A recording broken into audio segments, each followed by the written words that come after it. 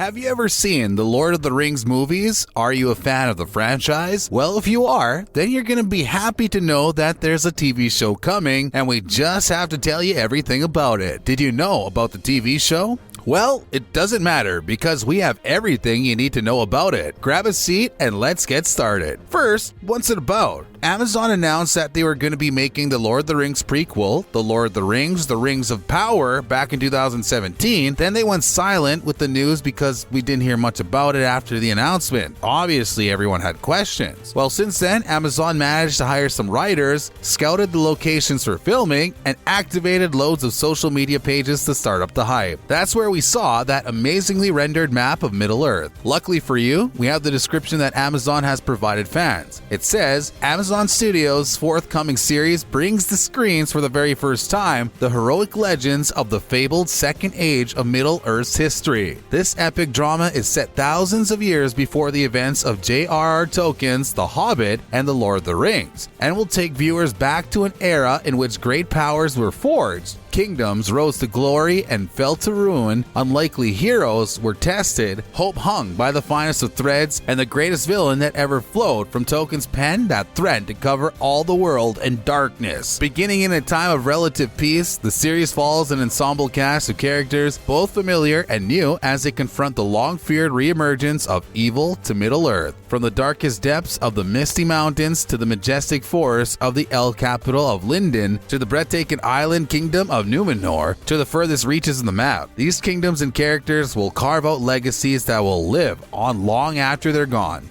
Wow. Doesn't that just sound amazing? Now, Amazon probably has had a massive budget to get it going, so I'm expecting some really great CGI and great writers, to be honest. They have the money, so they might as well spend it properly. I think it's going to be amazing to see everything start being built and how we got to the Lord of the Rings. Also, the greatest villain ever. I'm totally here for it because that means some epic battles. On top of this, they said familiar and new for the cast, which means they got some returning cast members. Don't worry, we got the cast list coming up, so stick around for that. Also, if you're wondering how this series is going to relate to the Rings of Power, then don't worry, we've got the answer. Showrunners and executive producers J.D. Payne and Patrick McKay had a few words to say about the relationship. They said, The Rings of Power unites all the major stories of Middle-earth's Second Age, the forging of the rings, the rise of the Dark Lord Sauron, the epic tale of Numenor, and the last alliances of elves and men. Until now, audiences have only seen on screen the story of the One Ring, but before there was one, there were many, and we're excited to share the epic story of them all. However, keep in mind that all of those tales go across millennia, which means we might be seeing some serious time jumps through the seasons, but that's okay. As long as it's done, well, I won't be complaining. How excited are you for the show to come out just based on the description? Where are your expectations? When will it premiere? Many people thought it was going to be released in 2021. However, we can probably guess as to why it was pushed out. Not COVID.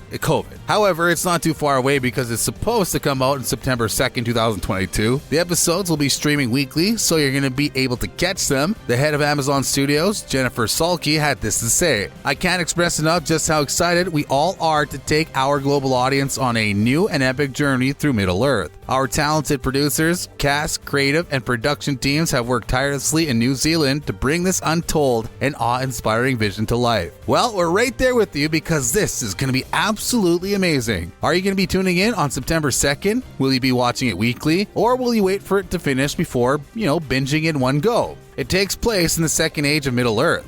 Now, I'm warning you, the next bit is filled with spoilers to an extent. Actually a lot. So if you do not want to know what's going to happen next, this is the part of the video for you where, well, you proceed at your own risk. Okay, Dark Lord Sauron is nearly as old as the universe itself, which means that this series is going to be taking place at any given moment of Middle-earth's history. The first map that Amazon showed us rendered a lot of geographic features specific to the Third Age, so you could see things like the East Bite Mirkwood Forest. The battle happened because of deforestation by a group of Northmen in the years 1200 into the Third Age before they ended up settling into the region. This forest would then only become known as Mirkwood once Sauron sought refuge there, which happened around 1050 Third Age. His spirit ended up infecting the woods that were known as Greenwood the Great. Also, you can't see Beleriand from the First Age on the map. They also use Kel and Haron to note that the region near Isengard and Fangord Forest. Basically, with all this information, we can confidently definitely guess that the series is going to take place in a Third Age context. Luckily, those of you that want to see some great stories series brought to life by Amazon's production value are going to be happy. We're going to have stories like Sinking of Numenor, which is Tolkien's take on Atlantis. This is where Sauron corrupted an island of seafaring men to invade the forbidden shores of the world's far west. Then there's the finding of the kingdoms of Arnor and Gondor, which could also make for an amazing entrance in this series. However, another map has come out that now includes the island of Numenor, which is a very specific part of the Second Age. It also has removed places like Minas Anor and Minas Ithil, which means that we're actually going to be in the Second Age. Haha, got you there, didn't I? You weren't expecting that twist. Let's take a look at the cast. Well, if you want to know who's going to be starring in the show, then this is a part for you. Amazon has released quite a few names, but no character descriptions yet, so we're just going to have to tell you who's going to be in it. Robert Arameo, Nazanin Boniadi, Joseph Mall, Owain Arthur, Ismael Cruz Cordova, Sophia Nomvit, Tyro Mahafidin, Charlie Vickers, Morfydd Clark, Emma Horvath, Daniel Wayman, Markella Kavanaugh, Dylan Smith, Megan Richards, Cynthia Da Robinson, Maxim Baldwin, Ian Blackburn, Kip Chapman, Anthony Crum, Maxine Cunliffe, Tristan Gravel, Sir Lenny Henry, Dusitha Jayasundara, Fabian McCollum, Simon Morels, Jeff Morel, Peter Mullen, Lloyd Owen, Augustus Prue, Peter Tate, Alex Tarrant, Leon Woodham, Benjamin Walker, and Sarah Zwangabani. Do you recognize any of these names? It's okay if you don't, because I'm not very good with names either. Let's be honest, I might have mispronounced a few of them. I do apologize. I'm better with faces. However, I can tell you some stuff about certain members of the cast, like Arameo, who you'll know as Ned Stark from seasons 6 and 7 of Game of Thrones, actually replaced Will Poulter.